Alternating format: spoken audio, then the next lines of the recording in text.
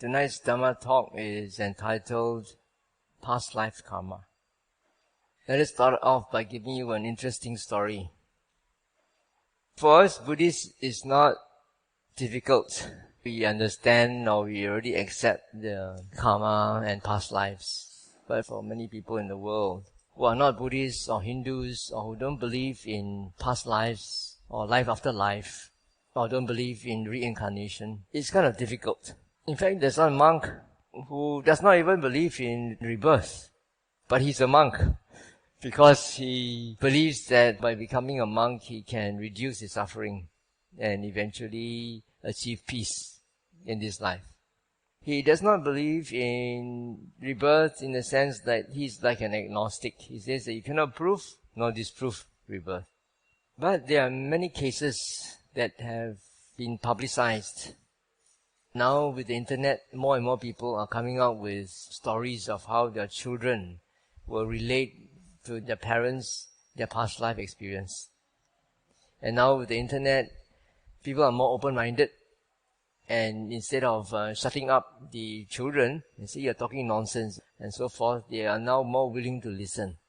And so now we get a lot of stories in the internet coming from ordinary people who say that they have had glimpses of past life, as well as their children telling them very strange stories of behaving in strange ways. Now this one happened in the early 20th century, 1921. There was one person was born in Hungary. You know Hungary? It's in Europe, a European country. It's very strange that this boy, when he was born in Hungary, he had never read any books on Africa. But when he was 4 to 5 years old, this person called Gideon, he developed the habit of drawing people with brown skin, dark brown skin. And then the mother is a white woman, so she will tell him, you've colored your figures too dark. But he would ignore her. Then when he was older, when he was 6 or 7 years old, he told the mother that actually in a past life, he lived in a different country with people who had a different culture. He said, the people there were not like you. They were dark-skinned and they were all half-naked. Then the mother would ask him, say, why don't you draw me a drawing of how your home looks like? And then he drew a hut with a conical roof, with a thatched hut. And she drew a woman there with long breasts, hanging breasts. And then the mother said, why you draw this woman with such long, ugly breasts? And then he was very angry, He said, no, that's not ugly. It's beautiful. She's my wife. There was in a past life standing in front of his hut. Sometimes he would ask the mother, he said, Mama, what is it now when I get up early in the morning? The first thing that comes to my mind is to jump up quickly and go and start hunting for animals to feed my wife and children. But then when I open my eyes and look, I'm in a different place now.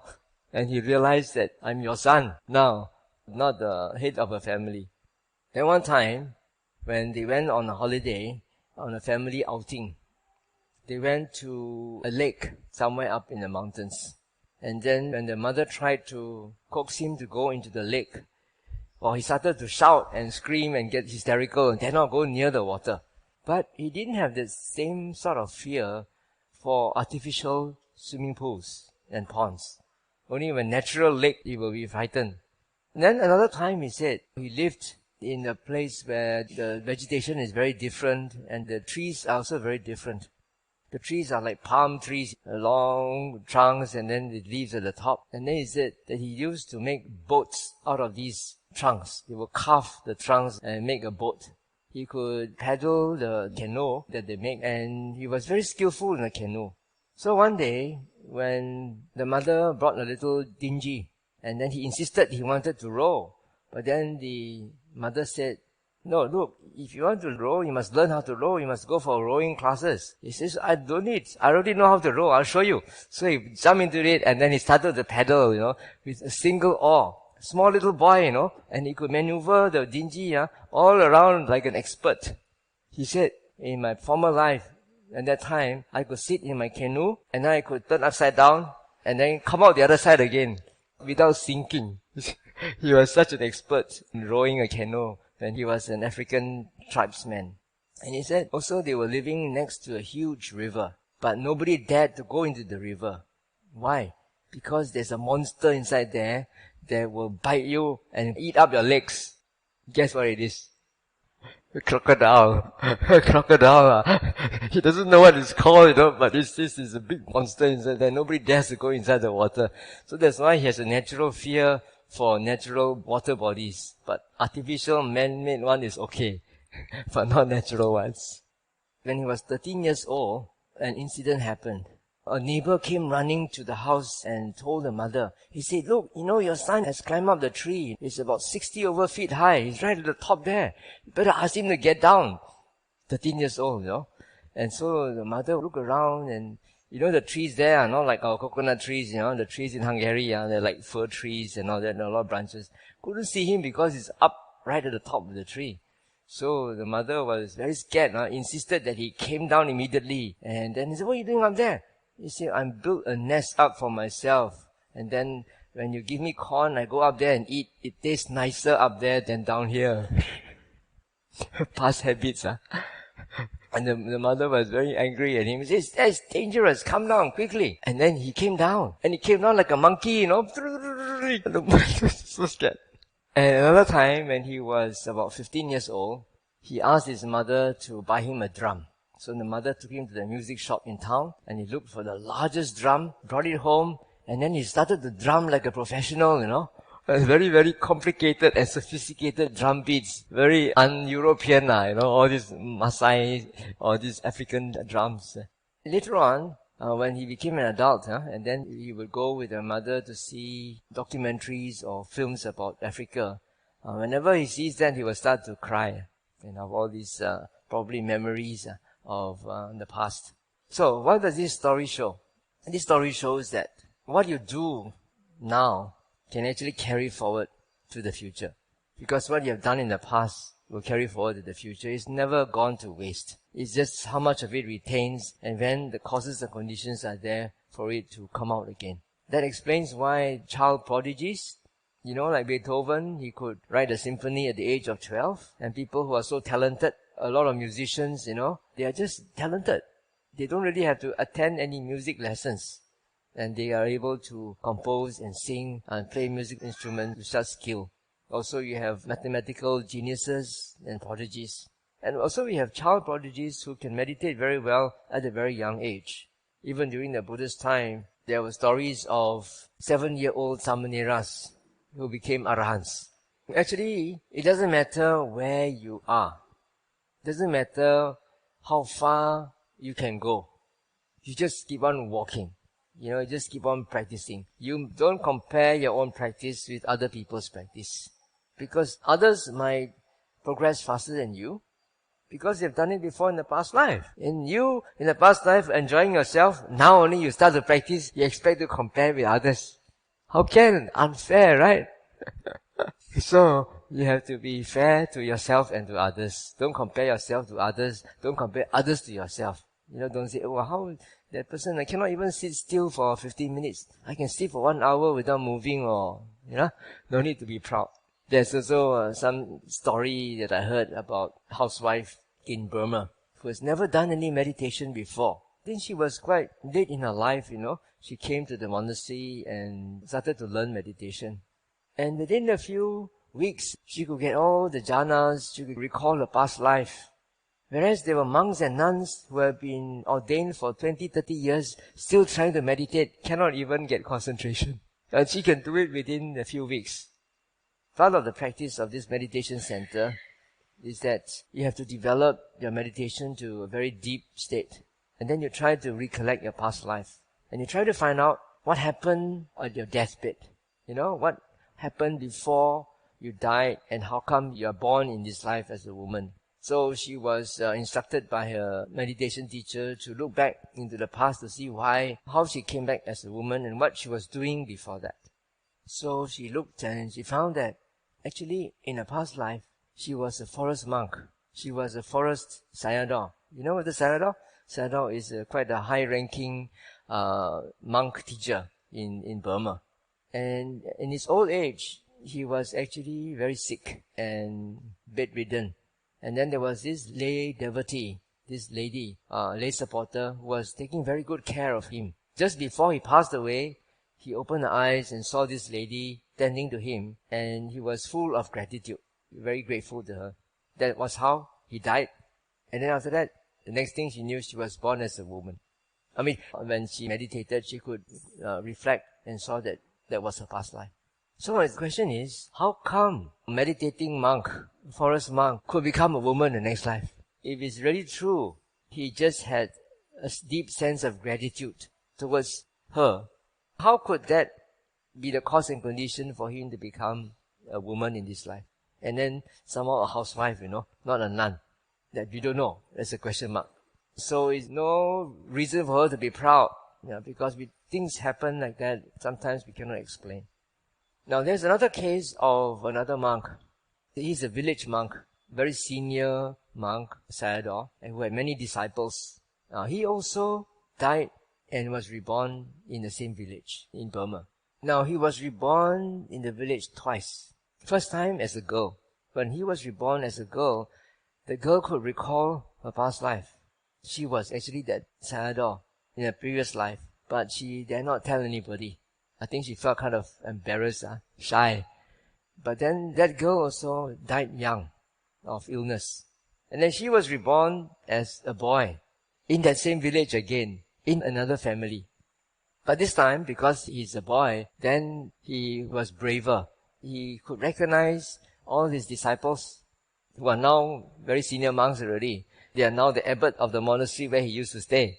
But he is now a small little kid, and he could remember his property, his belongings. He could remember the names of his disciples, and he started to call them by name rather than by respectfully say Bhante or Sifu or Sayadaw. He called them by name. And his disciples were so amazed by his ability to recognize them that they also sort of pampered him, because he was their former teacher, so they pampered him. And one of his disciples heard about this.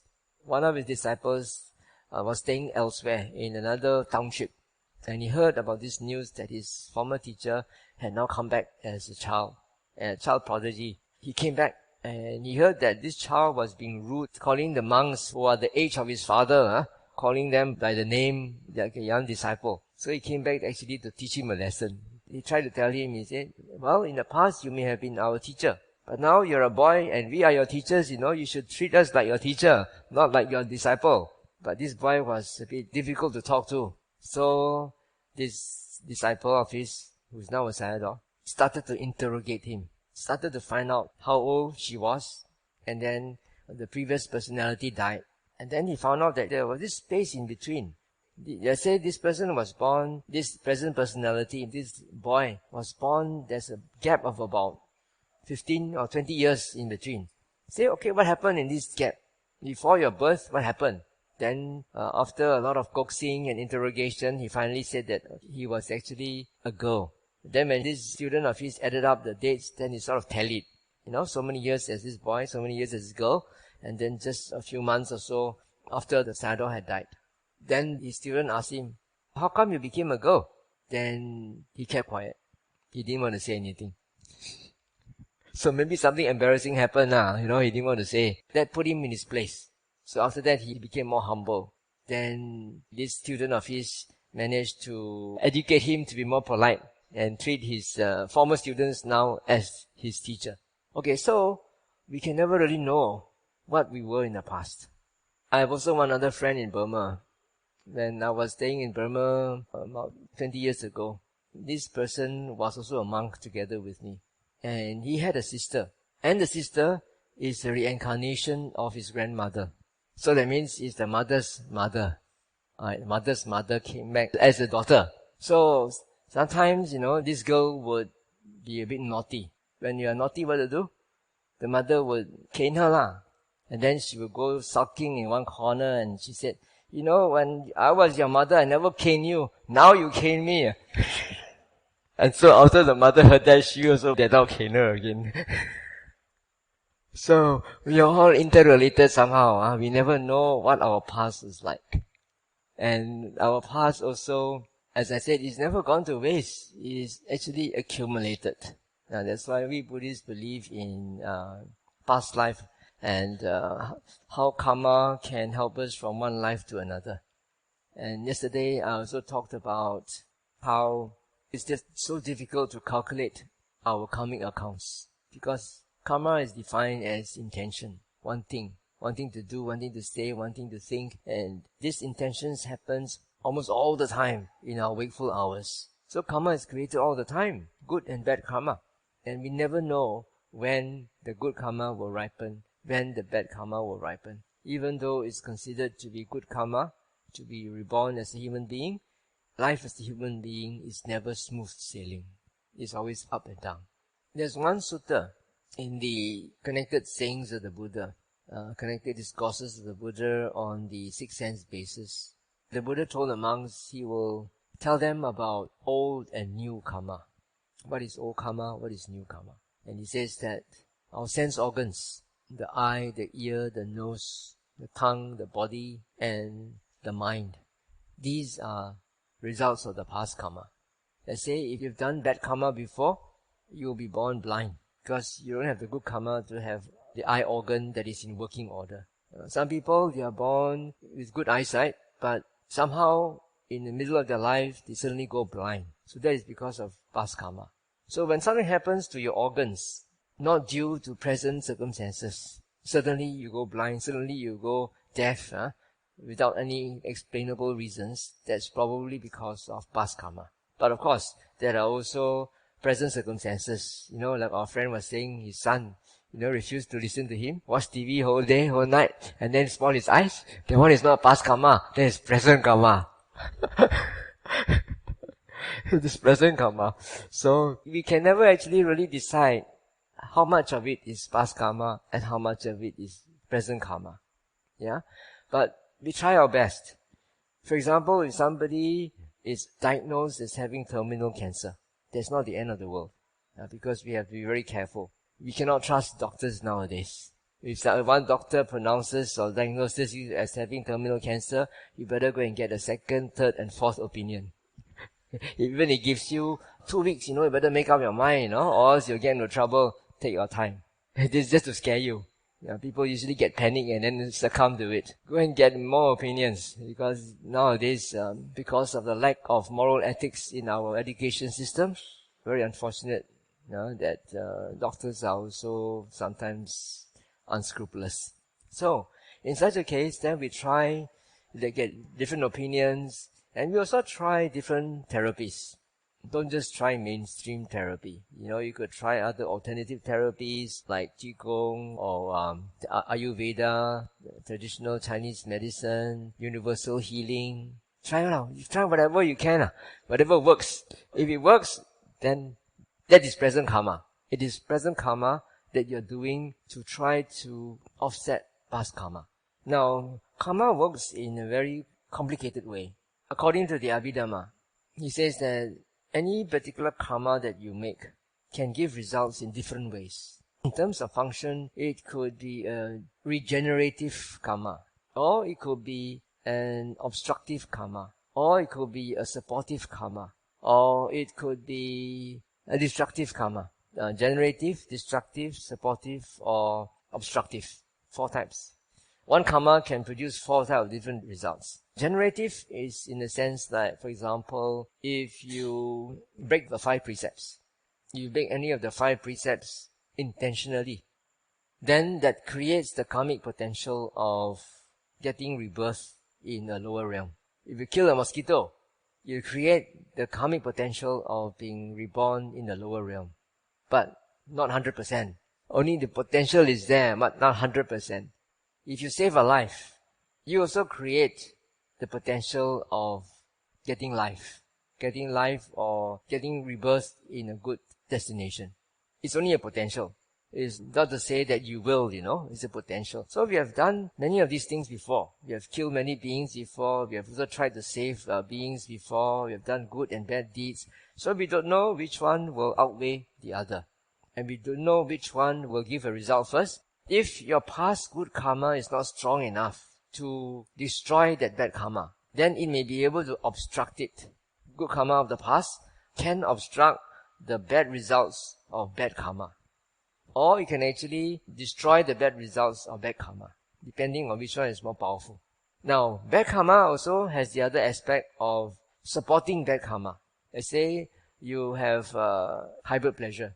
That also can be connected to diabetes. That also can be connected to other degenerative diseases in your body. So one bad karma is supported by other bad karma to make you even suffer more.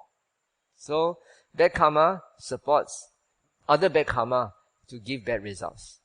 Good karma will obstruct bad karma from giving bad results. So a lot of this interaction is going on all the time. We don't know which one is going to win. So we just try our best. So that's why when we get into a situation like being diagnosed of terminal cancer or very bad degenerative disease, then we have to take stock of our lives. Okay, what have you been doing so far? Ask yourself, what if you're going to die in a week's time? Have you fulfilled your life's ambition? What would you regret? If you can ask that question once a week, then I think your life will become more meaningful.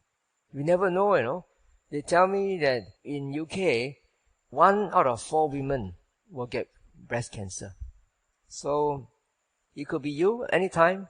So it's best that we always take stock of ourselves and ask ourselves, what are you actually doing in life? What do you want to do?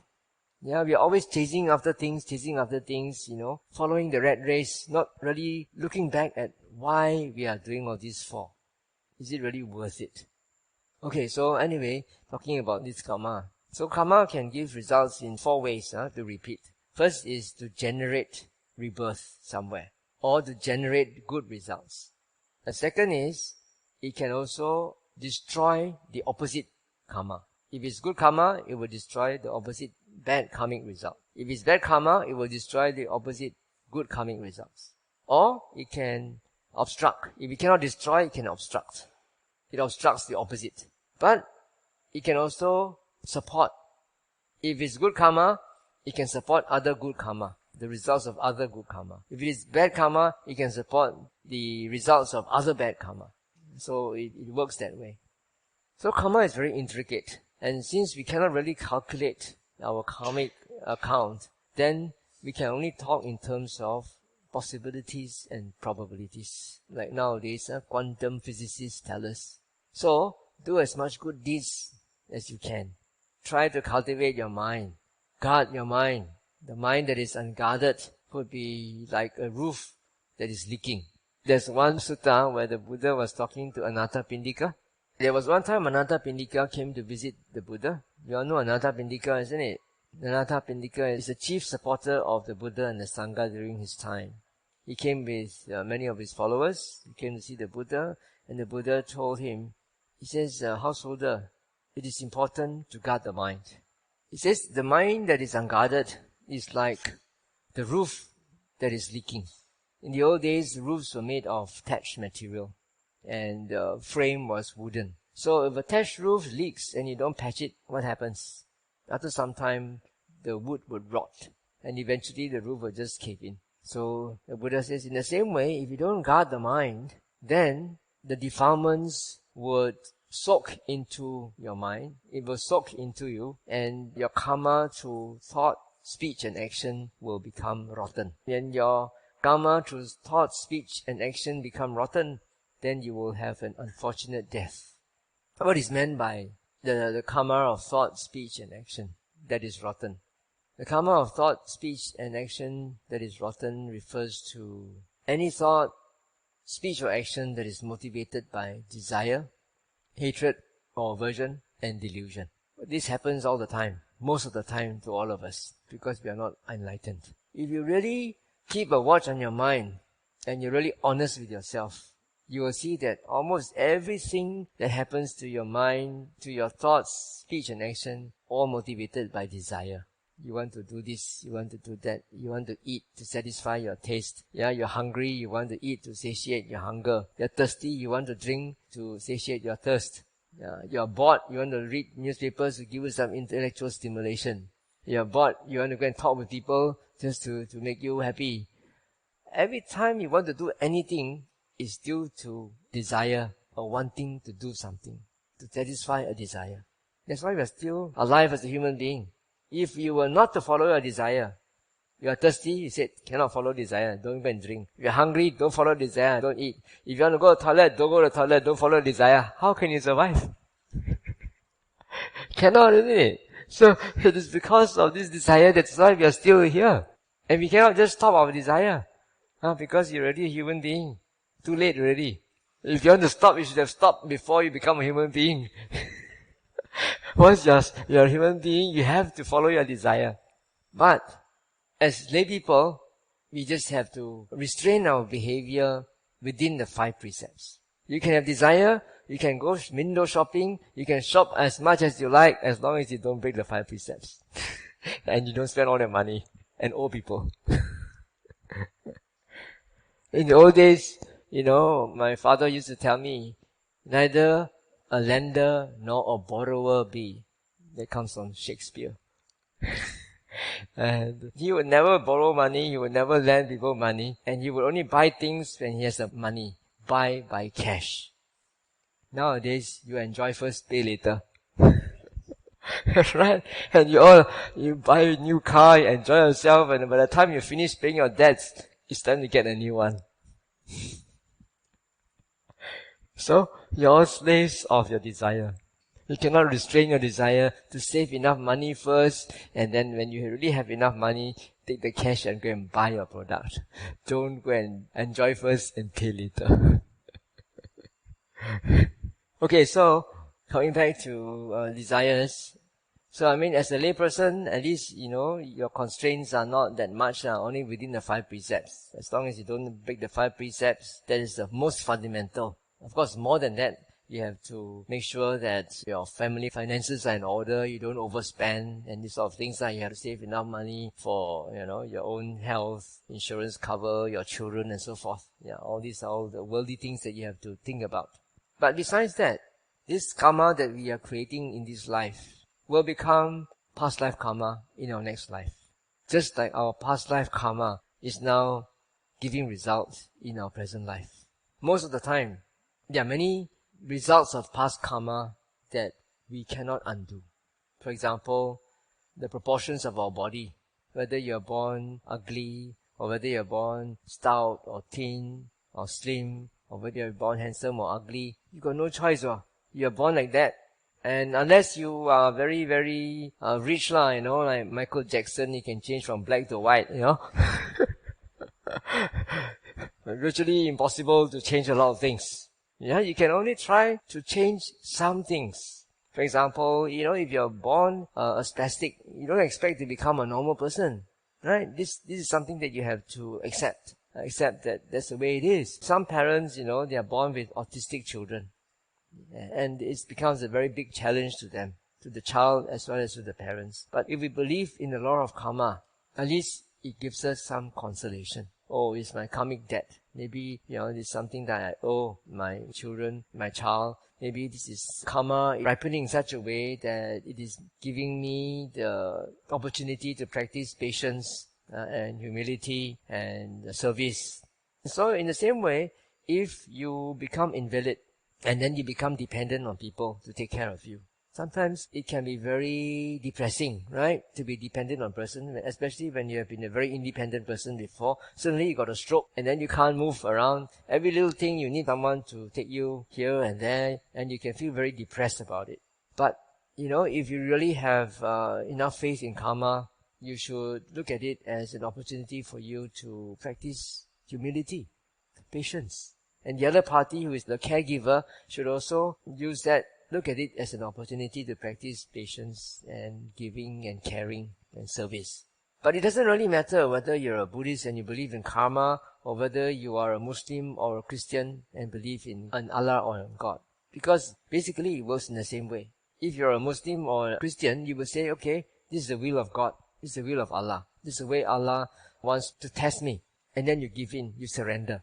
Same thing, it's actually basically the same. In the end result, the consolation is still the same. You surrender. You surrender either to karma, to Allah, or to God. And you just carry on with compassion. So believing in the law of karma is very important because it will help us. And a lot of times, a lot of things happen in this world which we cannot explain. And Buddhists are very clever, Buddhists and Hindus. When you cannot explain anything, you will say, Kamma lo, what else? MH370, Kamma lo. What else can you say? You cannot explain. Or else you come up with all sorts of speculations, all sorts of conspiracy theories. Nobody can prove anything. So, what's the point of wasting your time? You're wasting your time and energy, and then you get all worked up over things nobody can prove. So complicated, why waste your time? You've got more important things to do, Cultivate yourself, go and do good deeds. Don't worry about these things that are already past. Actually, it's karma. In a way, it is karma also.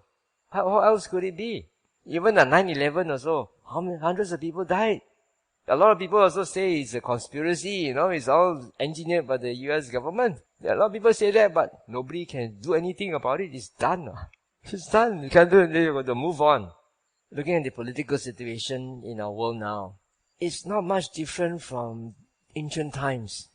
Ancient times in China, for example, all the feudal lords were fighting against one another. The emperor conquered everybody and made everybody, subservient to them. And you've heard of this terracotta army in China, right? Spending so much manual labor and time and effort just to make this, to satisfy the emperor. How much waste of resources and human potential that is. But compared to the atrocities that are happening today, not so bad lah.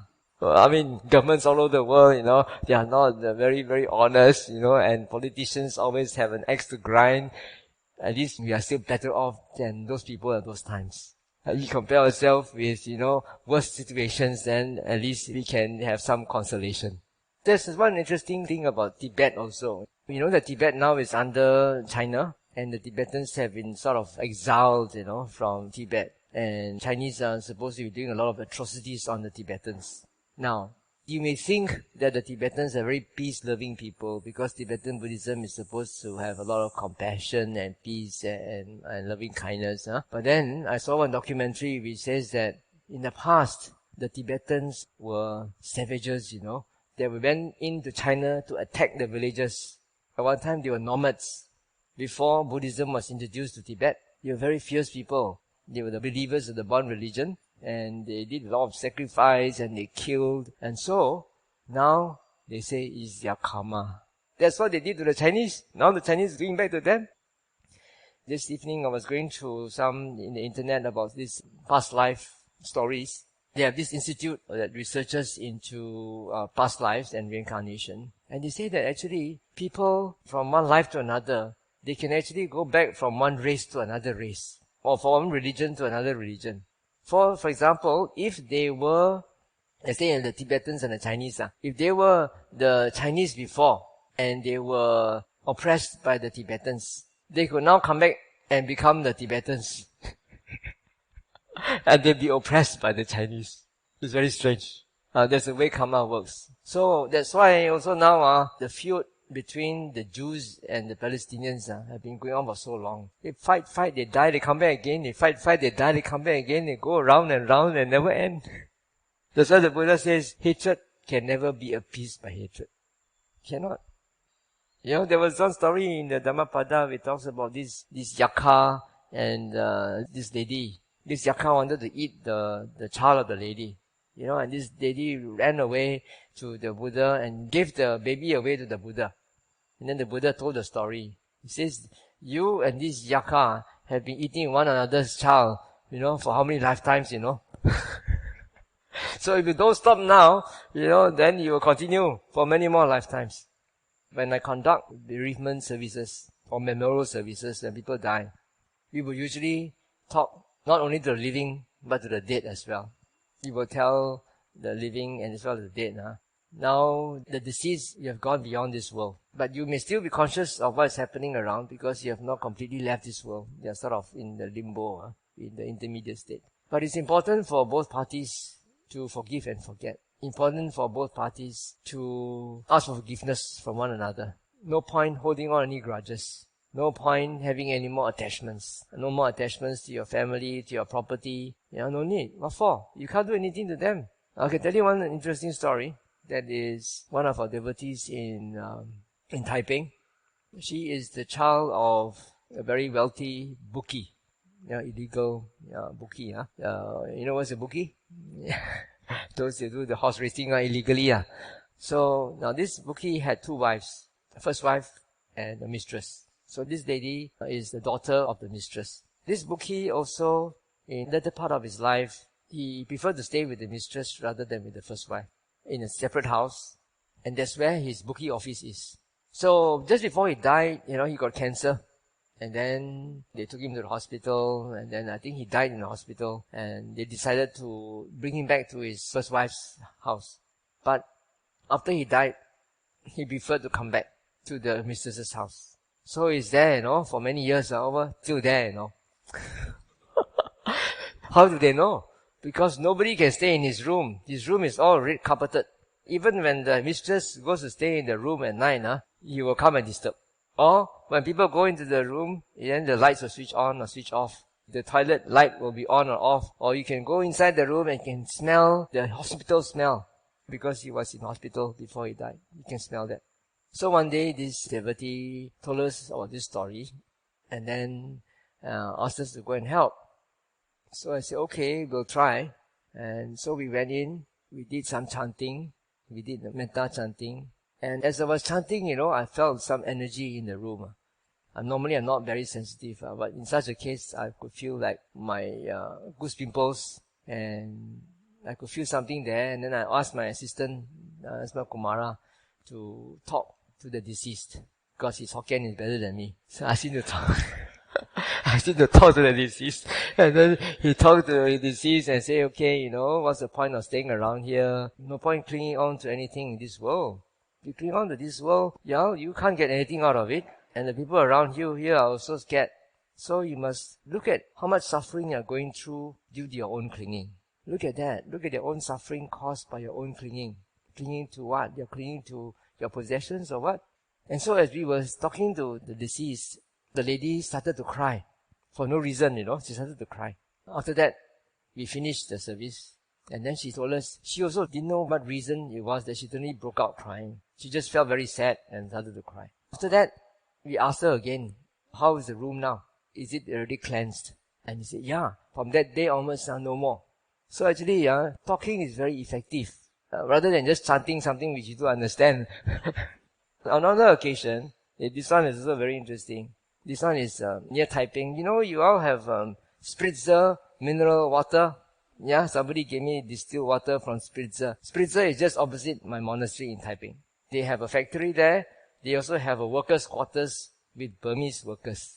One time, we received an emergency request to go to the quarters because one Burmese worker who had just arrived in Malaysia for 1 month, and he's new. He had a sickness and he passed away in a mortuary. And he doesn't have any friends. No close friends, then they don't know who to contact, and they don't know what to do. Because, like I was saying yesterday, a lot of Burmese young people now deranged from their Buddhist culture. They don't know what to do.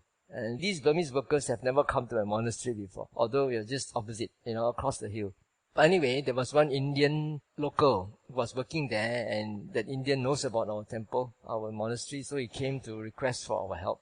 So we went in there one day, after we collected food from our normal place. We went there, and again, the moment I stepped inside there, I could feel, very cold, and the goose pimples all over. And I told my monks, okay, don't do anything, sit down, and let's just radiate metta. Okay, radiate metta to that being there. So after that, the Burmese workers did a bit of dana, made some offerings, and then we did some chanting. And then I gave a Dhamma talk in Burmese to the deceased. And I told him, look, you are now no longer in this world. You have gone into this world. You can witness that we are here, but we cannot see you. And no point hanging on to what is in this world. Your friends have invited us. We are forest monks. We practice meditation. We got good sila. And we are going to share merits with you. So please rejoice in these merits. And then think of the good deeds that you have done and fare on to a better destination. After my Dhamma talk, we sharing our merits. And then after that, a few days later, I asked them, how's the place? because the ghost was haunting them, Every night the people there couldn't sleep. Before we came, the ghost was haunting them. And some of them could actually see him. Some of them could actually communicate with him, He was actually asking them, what shall I do? Where do I go? He's lost, right? He doesn't know where to go. So I talked to him in Burmese and I told him, better you go to a good destination. When we share memories with you, you rejoice and fare on. Ever since that time, the whole place was cleansed. So it can be quite simple. If you don't have any monks or nuns around, never mind, you can talk. Give a Dhamma talk. I can tell you another story. This one was told to me by a Dhamma friend. She's a woman. She's also a meditator, long-time meditator under Venerable Sujiva. This happened many years ago, I think just maybe more than 15 years ago, Now this lady friend had a girlfriend. And this girlfriend was murdered. She was just a young lady. She's single. She was murdered in her new apartment. And then what happened was, they sort of put the body in the coffin in the apartment. And then this lady devotee, this supporter, went to do the wake. And when she was there, she saw that there's a portrait, in our Chinese customs, we put a portrait of that deceased in front of the coffin, right? And she could see, the face looks very unhappy, very unsatisfied. And then the sister of the murdered girl also said she dare not go inside the toilet because she knows he's inside there. The spirit is inside there, still inside there, refused to go away. Still hanging on. New apartment, sure ma. New apartment, your attachment is there, something new, you just got it, you want to stay there, you don't want to go away. So, my lady supporter, sat in front of the portrait and gave her a long Dhamma talk on forgiveness and saying, this is Kamma. This is your karma, ma. You must have done it in the past life, now you have to pay back. So let it go. What's the point? Taking revenge is also no use. Talk to her. At the end of the Dhamma talk, the face changed. The face on the portrait, went back to a normal self. Okay, but that's not the end of the story. After that, this lady, devotee, he took a train or a bus from Penang to KT, Kota Tinggi. That time, Reverend Sujivo had a center there. He was teaching meditation. She went in there for a meditation retreat. And this spirit followed her all the way, Followed her in the train all the way to KT. And then when she was meditating one night, the spirit appeared in her. But it was only half her body. But the whole body was all bright, very bright and luminous. And then the apparition talked to her. He says, I came here to say thank you. I'm going off to a better destination. If not for you, I'll be stuck here for don't know how long. So, don't have to wait for me to come. Alright. Go and give your Dhamma talk.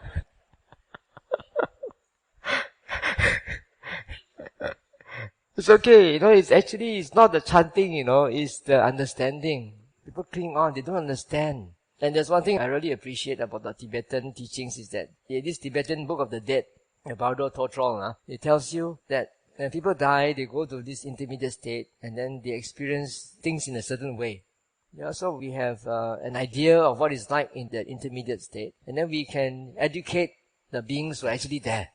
Especially people who die prematurely, accident or having a sudden death.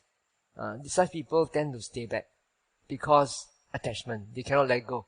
Unfinished business. If you're very old already and then it's time for you to go, normally such people won't stay back. They will go. But then if you really have very strong attachments, you will stay back. So it's very important to tell the living and the dead, both parties must not be attached. If the deceased is not attached, but the living is still attached, the link is there. The bond is there. Cannot go. So both parties must let go . So it's very important to do that. Another time, there was a psychic friend of ours, a Buddhist. She attended a funeral wake. She was sitting at the table outside at the canopy, where they put a canopy for people to sit. And she saw a woman seated. And then there is another woman standing behind her, making very agitated gestures, hitting the woman who is seated down there. And later on, this psychic lady asked the house owner, who is the lady seated there? He says, oh, that is the daughter-in-law or someone related to the deceased. Because she could recognize that the person, the figure standing behind her and doing these agitative movements was the deceased. in spirit form.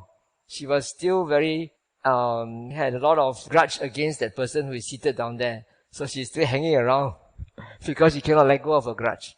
So it's not only attachment to things you like, but holding on to grudges also will hold you back. So that's why both parties must let go, both parties must forgive. Then only there will be a peaceful transition. So important things for you to remember. This is how past life karma, can affect your present life. Okay, maybe I should stop here and allow you all to ask questions. Just now you talked about restraining behavior and restraining desire. I'm wondering, what's the difference between these two, restraining behavior and restraining desire? The question is if there's any difference between restraining behavior and restraining desire. Now, behavior is a complex phenomena that comes about through the interplay of desires. But desire is just one factor that will influence your behavior. But desire also has a wide spectrum. There could be good desires, there could be very obsessive desires, it could be just a very functional desire, a desire to drink water to satisfy my thirst. There's also a desire, right? A desire to pass the examination, there's also a desire. Right? A desire to help people, that's also a desire. So desire actually depends on, it could be wholesome, it could be unwholesome. But whether your behavior is wholesome or not will determine your good or bad karma. Wholesome behavior is behavior that conforms to the 10 types of wholesome karma. The 5 precepts included. If you behave in a way that is not harmful to people, you are honest, that is good behavior. On the other hand, if you cheat people, like you were telling about, all those pastors, or if you are harmful in other ways, in a very violent way, to yourself and to others, that's also not good behavior. Reverend, what about animals? They also, like human beings, also undergo birth, rebirth based on their karma, and they're born in different circumstances. There are some animals who suffer a lot, abundant. So, are they also at one time human beings? Okay, good question. Buddhists believe that life can proceed from one form to another. Could be born a human being, and because of our bad karma, one could be born as an animal. And there's one particular sutta where the Buddha says that being born as a human being is so precious, that once you fall from the state of being a human being into an animal, then it's very, very difficult to come back to become a human being. How difficult it is. The simile of the blind turtle that comes out of the sea once in every 100 years, and then there's a tire floating there, and it just happens that the once in 100 years that this blind turtle comes out from the sea, his head will pop into the tire. How difficult it is. Why? Because animals have hardly any chance to do good deeds. Right? And if you're born as a tiger, what good deed can you do? You have to eat. You have to kill in order to eat. If you're born as a cow, not so bad lah. You eat grass, you're vegetarian. People eat you, but you don't eat other animals. So, it's very difficult to proceed or to come back as a human being once you fall into the animal realm. That's why in Buddhism, we always stress the importance of appreciating the rarity and preciousness of human life, and to make the best out of it. Also, another thing is, talking about animals, I always like to say this. A lot of people know how to do dana. Yeah, they like to do offering, they do charity. That's why, in the churches also, people donate so much money, 10% of the income also they're willing to give. So people who do dana, they do a lot of offering, do a lot of charity, but they don't observe their precepts. They don't observe the precept of not killing, not taking what is not given, not committing sexual misconduct, of not lying, of not taking intoxicants. They break these 5 precepts. But they do a lot of merits. Particularly those people who are involved in very dark livelihood, prostitution, drug, they get a lot of money. But they know that this is bad karma. But they are attached to their money, they are attached to their wealth and riches and their power. Then they try to compensate. They make big temples, they donate temples, they do this, they do that. What happens is that when you do dana, the karmic result of dana or offering of charity or generosity is that when the conditions are ripe, you will receive abundance in material wealth and pleasures of the senses. But where you are born, whether you are born in the lower realms or in the higher realms, in a good or fortunate realm or an unfortunate realm, depends not on dana and all, but depends on your sila, whether your precepts are clean or not. If your precepts are clean, you can be born in a good destination. But if you didn't do enough dana, then you will be like those people in Africa, in India. No dana. You are born as a human being, yes. But since you didn't do any dana, you don't have enough to eat, no enough clothing, no enough to drink, you suffer. Or if you have done a lot of oppressing and tormenting other beings, then you come back with a lot of diseases, a lot of suffering in the body.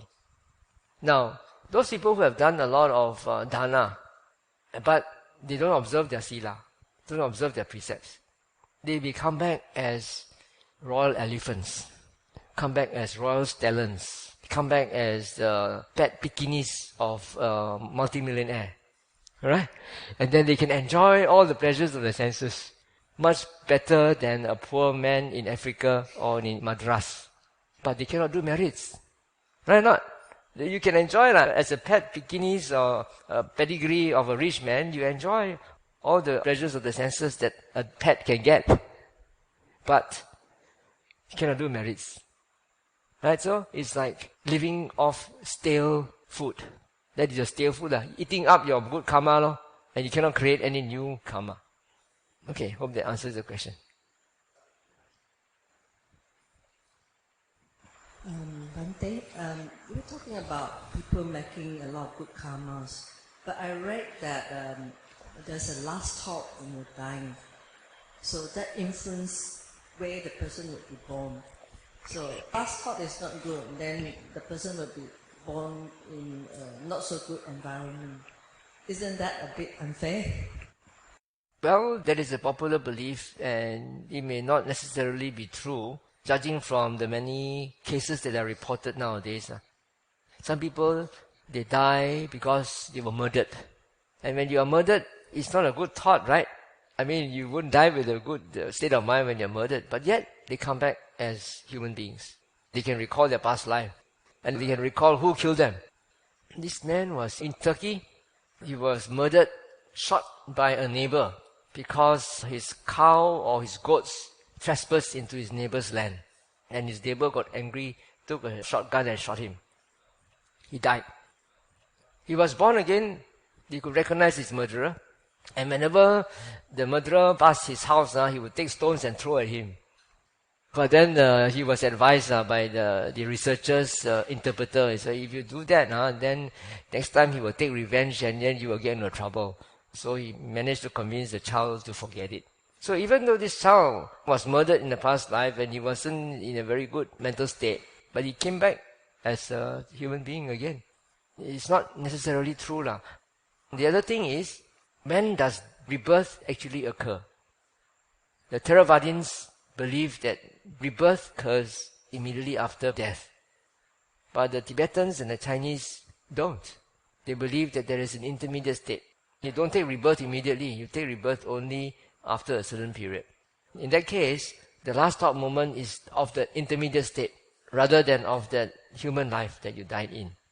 That's why Tibetans give so much emphasis on the intermediate state. They say that if you can influence the intermediate being, then intermediate being's mind is 7 times clearer than that of an ordinary person.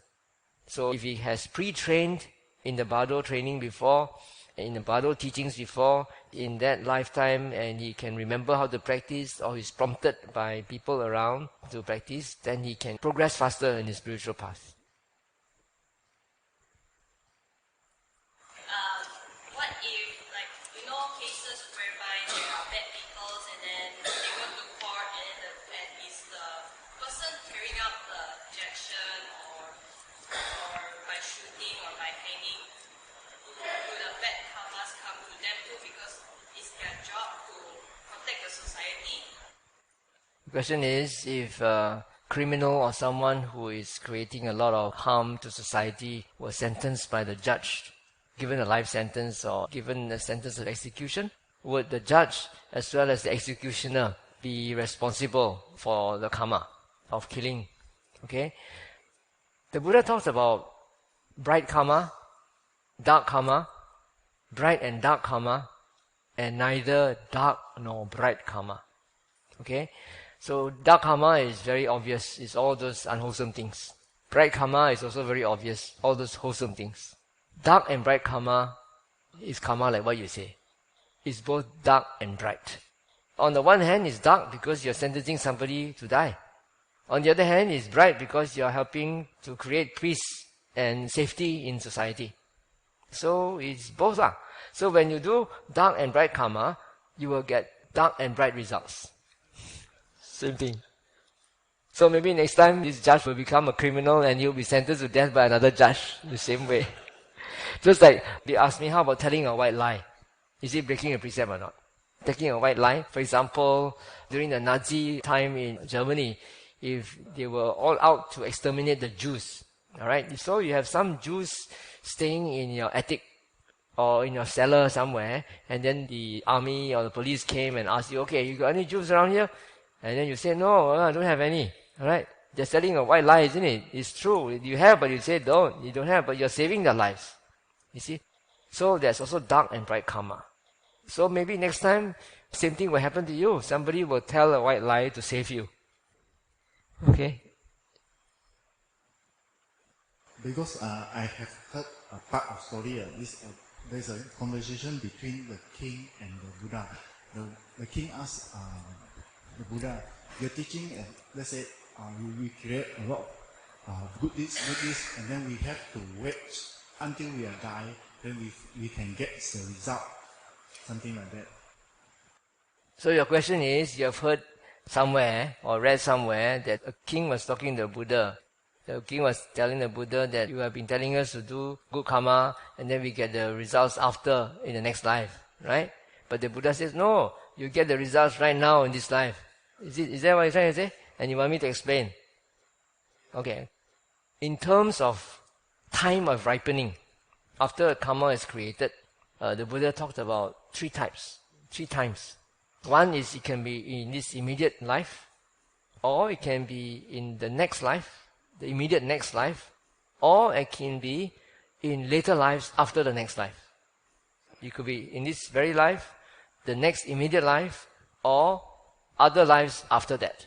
After other lives after that means the second lifetime onwards until you attain Nibbana. So it depends when the karma will ripen. For example, this immediate means in this lifetime. It's like when you study hard, you pass your examinations, you get your certificate, you could say there's a present life karma because you study hard. You cannot just say that, oh, I just depend on my past karma. I don't need to study one. I just pray to God. God help me. Cannot. Yeah, you have to put in effort, then only you will reap your present karma. That is the present one. But then, like the story I gave right at the very beginning, about this boy who could remember his past life as an African. He could row a boat, he could play the drum, he could climb up a tree like a monkey. All these things he didn't learn in the present life. This one was in a past life one, but it followed him. So we can never really determine exactly how much of a karma would give rise in this present life, how much percentage will give rise in the next life, and how much percentage will be ripened only in future life.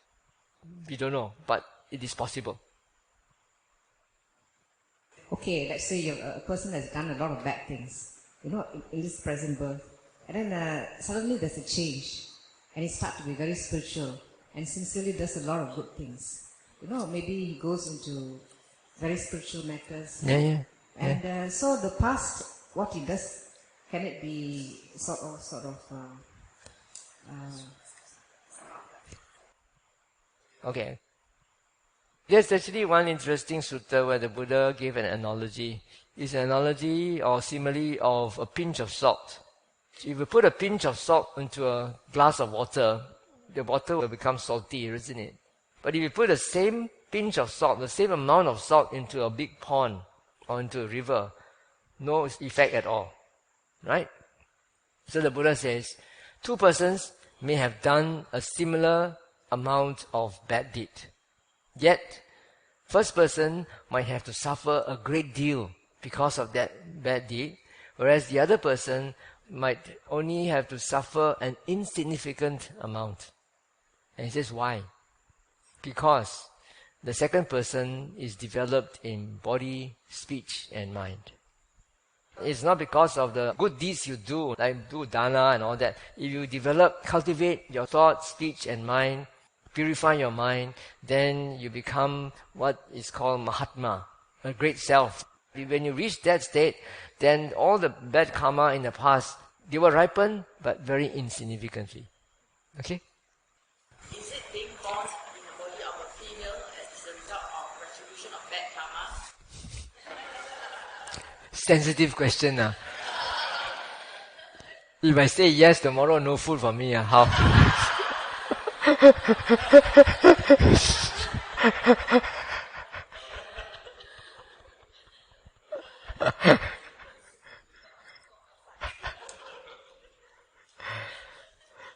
That's what the commentaries say. Yeah, I don't recall having read this in the suttas. Yeah, but that's what the commentaries say. Okay. Does karma actually happen to ourselves or can it pass on to our next generation? Oh, I see. That's a classic Chinese question. People who have done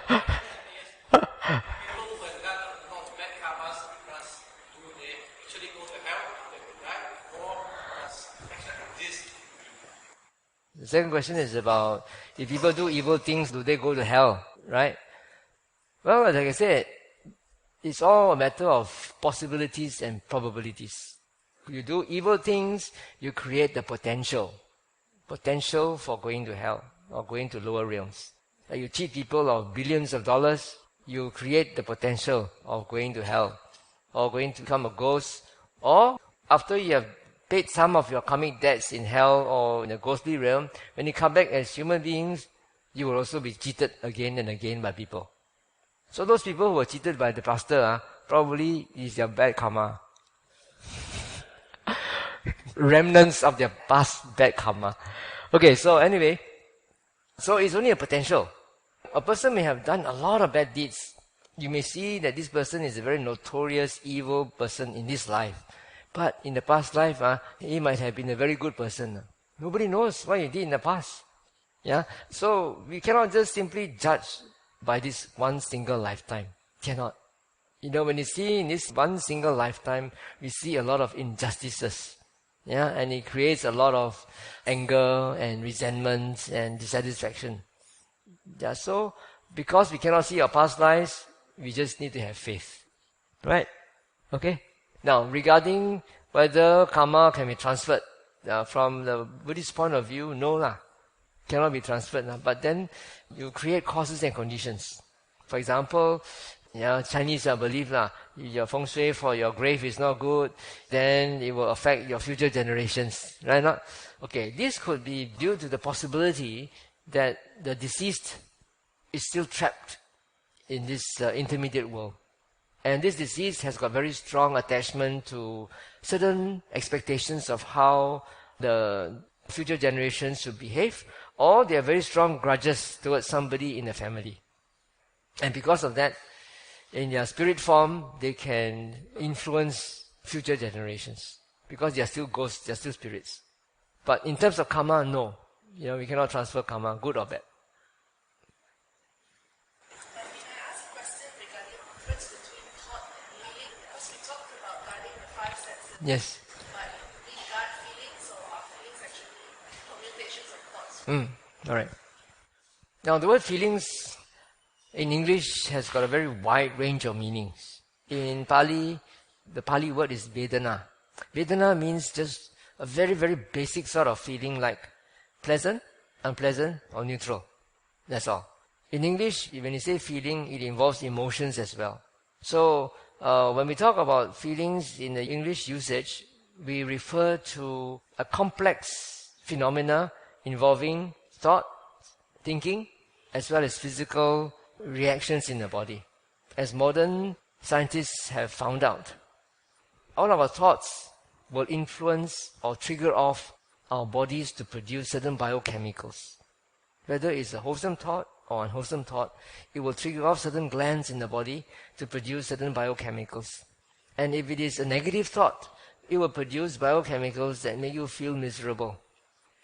Sour feeling in the stomach, your heart becomes very congested, your whole body is all heated up, you're burning with anger, burning with lust and all that. These are all manifestations in the body of thought. So that we call emotions. And it's also mixed with the way you think. But in Pali, very simple, Vedana means it is pleasant, unpleasant, or neutral. Yeah, if it's more than that, then it's not just Vedana, there's a combination of thoughts, feelings, volitional formations, perceptions. That is the normal usage of the word emotions, because it involves also what you think, how you think, your perceptions, and so forth. Okay?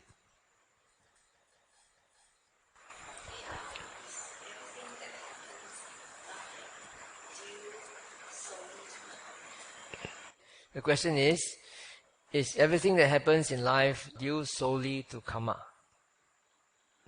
Well, the Buddha pointed out in one particular sutta, because in one particular sutta there was one person who came to the Buddha and said that he believed that everything we experience in life is the result of past karma.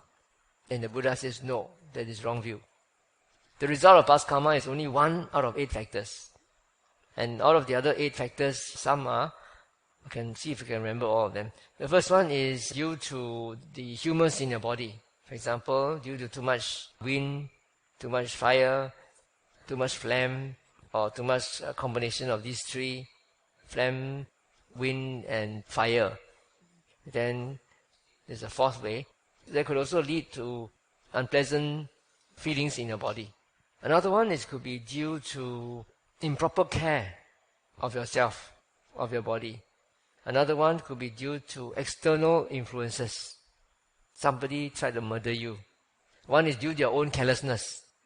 And then the other one is due to somebody else's effort to harm you in some way. Then finally is due to karma.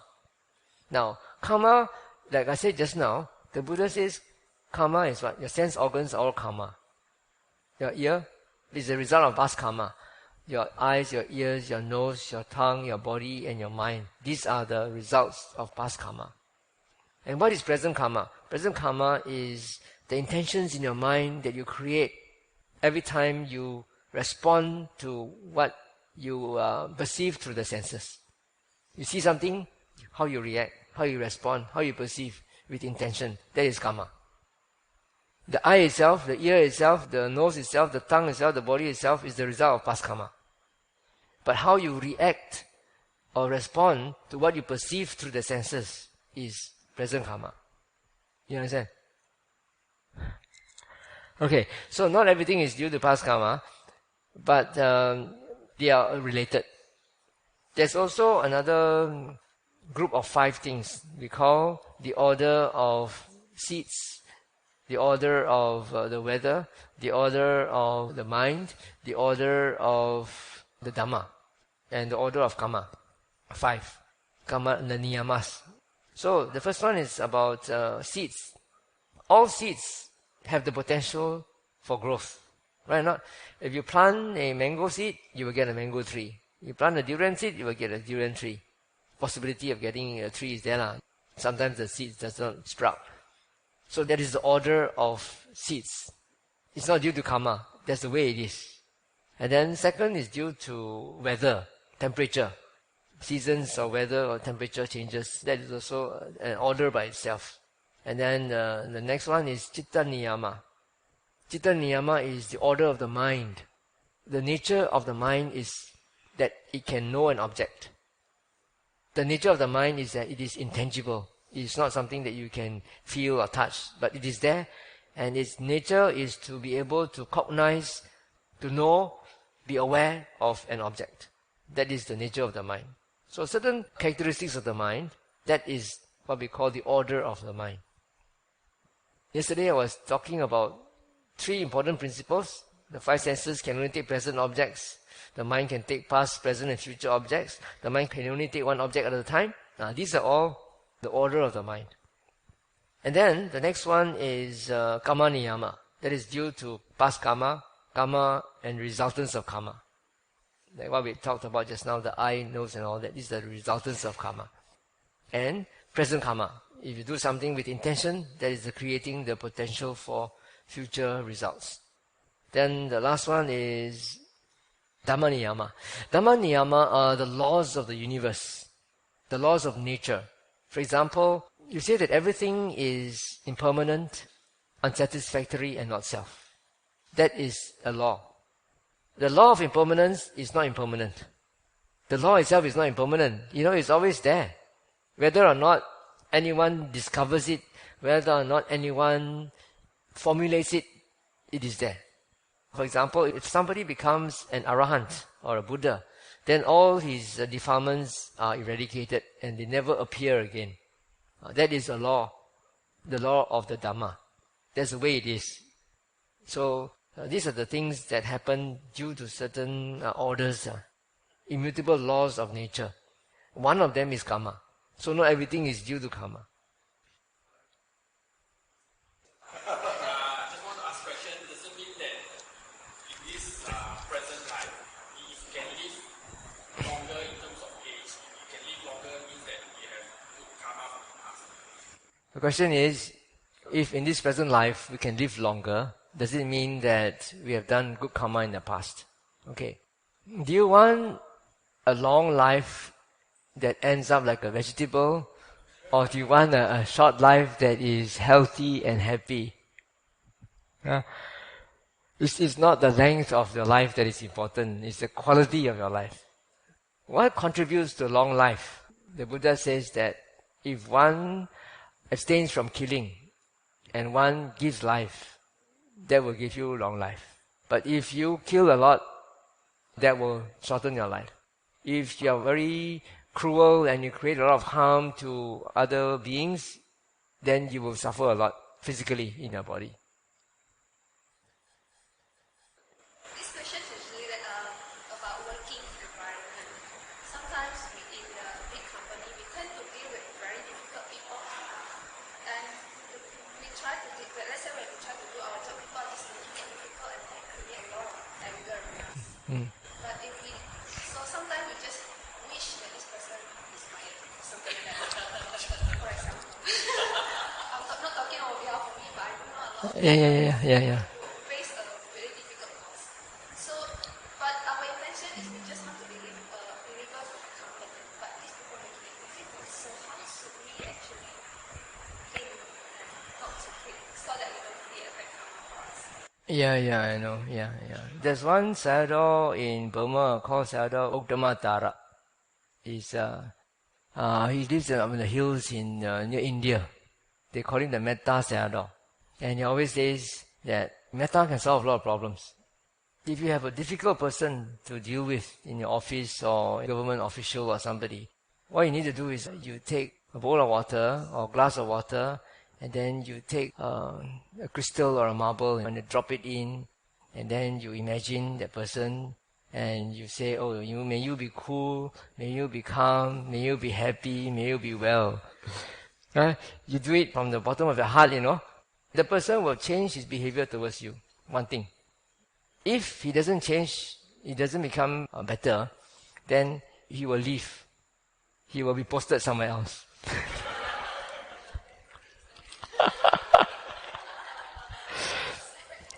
Actually, it has happened to us, in SBS. Our place is the last freehold land. Okay, next to it is really the zone that is a buffer zone.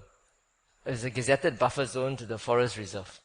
But, the Malays, they have, much earlier, they have gone to claim certain pieces of land, illegally, say this is my land, this is my land. So each one have got staked their claim of 2 acres or so forth. So because our place is up in the hills, we get our water supply from the springs. So we have to build our own reservoir outside our territory, where the spring is. And it happens to be in this fellow's territory. And then this guy came in and demanded a lot of things. So we tried to humor him, but we didn't really give him much. He was very belligerent, always want to come and find trouble with us. And he would come with his shotgun and then go into his place and fire a few shots. So we did a lot of metta to him. Every night during our chanting, we do a lot of metta to him. After a few months, he got a job somewhere else, so we never saw him again. Okay, they tell you another interesting story. This one was somebody from Kuching. And this fellow was a sales rep. He sells medical supplies to doctors. So, one of his very good clients, very good customers was a doctor in Brunei. So he went there one day, went to visit him, and unfortunately, maybe the doctor was not in a good mood. Went in there and then he was dismissed. I said, "You come and see me again." So this fellow went back and was very upset because he was his best customer, and then now he has severed any ties with him. So he went back and every day during his evening chanting, he would do metta to him. Consistently every day he would do metta for quite some time.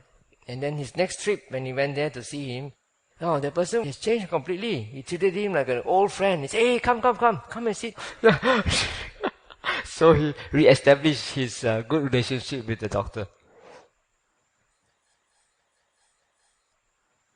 So, Bhante, when you mention doing metta, is it when we chant, we imagine this person, or we specifically mention this person when we chant? Not just chanting. One important thing is to actually feel it.